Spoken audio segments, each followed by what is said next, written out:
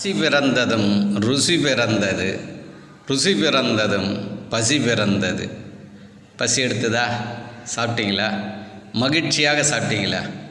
எப்பொழுதுமே மகிழ்ச்சியாக இருங்கள். புரியுதுங்களா? பிரபஞ்சகம் என்பது மகிழ்ச்சியானது. புரியுதுங்களா? பசி எடுத்து பூமி என்பது மகிழ்ச்சியானது. பசி எடுத்து உணவு சாப்பிடும் பொழுது மகிழ்ச்சியாக இருக்கும். அந்த மகிழ்ச்சியோடு வாழுங்கள். புரியுதுங்களா? சரி, தலைப்புக்குள்ளே போயிடுவோம். இன்று என்ன தலைப்பு என்றால், அறிவா உணர்வா?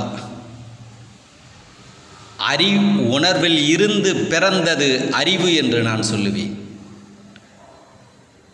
உணர்வு என்பது பிறர்கிட்டிருந்து நீங்கள் கற்றுக்கவே முடியாது. மிஸ்யூஸ்ன்றதே கிடையாது உணர்வு. அது பாடங்கள் வரும், ஆனால் நிறைய பேர் பார்க்க மாட்டீங்க.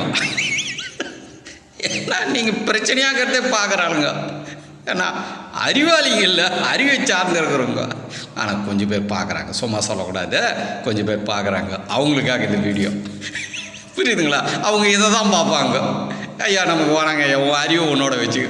ஏங்க நான் ஒரு குருநாதர் எதுனா சொல்கிறேன், வேணாப்பா நீ உன்னோட வச்சுக்க, எனக்கு சொல்ல வேணாம், என் உணர்வே எனக்கு போதுன்னு வாழ்கிறாங்க கொஞ்சம் பேர்.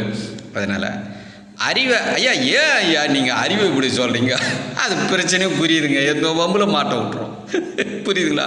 பொய் சொல்ல உதவி செய்து ஆதி நிலை போய் படைத்தவன் அறிவு என்றால் பொய் சொல்கிறதுக்கு தப்பு பண்ணுறதுக்கு உதவி செய்வாங்களா? இப்போ நீங்களே சிந்திக்கிறீங்க இல்லை, சிந்திக்க வச்சிட்டேன் இல்லை.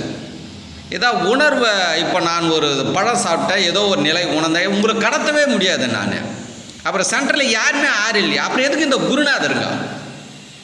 வேஸ்ட்டு. அவங்க அறிவை நம்புறவங்களுக்கு குருநாதர் தேவை. புரியுதுங்களா? தவம் தேவை. உண்மை உணர்வு என்பது உண்மை. அங்கே குருநாதரே தேவையில்லை. புரியுதுங்களா? குருநாதர்லாம் மதிக்கூட மதிக்காது. அது நாங்கள் ஐயா இப்படி சொல்லிங்க, ஏமாந்தவங்க. நானே பல பேர் குருநாதராக இருந்தவன். புரியுது? இப்போ கூட என்ன குருஜின்னுவாங்க ஒரு சில. எப்போ போதும்பா, நீ அதோட விட்டு இதுக்கு மேலே கூடாதுன்னுவேன்.